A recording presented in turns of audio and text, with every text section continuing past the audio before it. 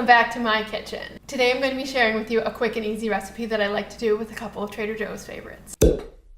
It uses the Trader Joe's chorizo and it uses the crinkle cut butternut squash. And you can buy cut butternut squash anywhere. It's just so much more fun to have the crinkle cut. I don't know why. I work from home so that it all comes together really quickly. Earlier in the day, I will toss the squash into the oven on a cookie sheet. If you've watched me before, you're not going to be surprised that I use a parchment-lined cookie sheet.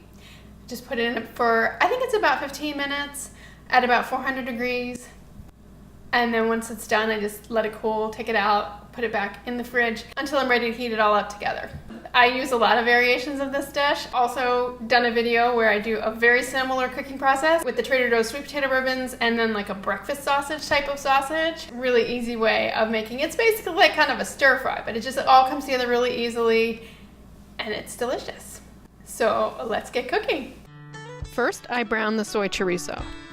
Then I rinse, drain, and add the black beans. Then I add the pre-cooked squash. I let it heat through all the way. And once it's heated through, I move it over to the side, add some ghee, and cook the eggs. I chop the vegetables and put them on top, and finish it with cilantro.